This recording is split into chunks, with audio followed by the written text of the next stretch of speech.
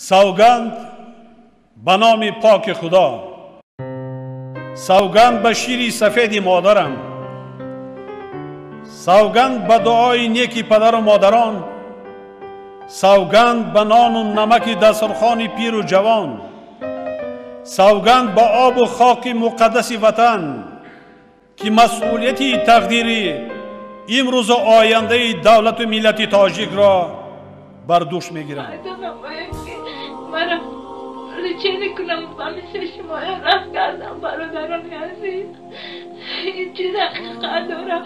برادران کدام خبر میخواه که خودشا در اینترنت پاک کنند کمک طلب کنند. نه هیچ کس نمیخواد، اما من مجبورم، دیگر شرایط ندارم، نمیتوانم.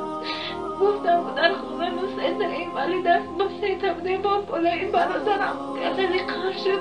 4 دسته هم برادری که زندگی نمی بردن آنهای هم کسایی خمشدن در خونه خواب هستن. از همه مذبی نمیتوانند. ما همه یک پدری ما کار میکنه که و همه 700 سامان یا که 60 سامان چی میشود در این قائله کلان در یک خانه 3-4 اینولی دست برادران عزیز. در پناه الله باشد، الله نگهبان باشد. ما همه وقت دعاگوی شما هم دعاگوی ما باشید. میتونید کمک خودتان رسانید. خداوند نگهبان شما باشد. که مسئولیتی تقدیری امروز و آینده دولت و ملت تاجیک را بر دوش میگیرم. قدر یاردم کرده من میندارم ای همتون و ای برادرانی که مثلا این روز تا حال مرا دستگیری کردیم و شما هم خیلی مرا دستگیری کردیم. مثلا سخنهای مرا رد نکردین. هر خواهشی کردم شما مثلا همه شما اولا خدا بر این سبب شد که شما مثلا به من کمک رسوندید. من خیلی خوشحال هستم از همون برادران و خواهران و اخوایی که تا حال من رو دستگیری میکنن. از احوال من بخبر هستم. خیلی نه خودی من همین خبری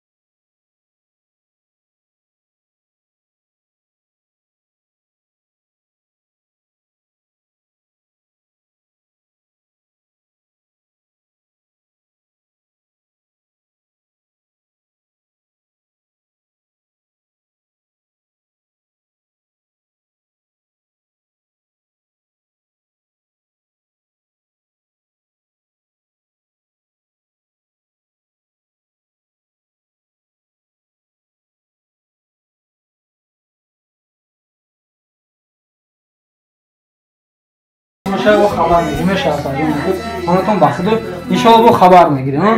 من خانتون بخدا که مسئولیتی تقدیری امروز و آینده دولت و ملت تاجیک را بر دوش میگیرم.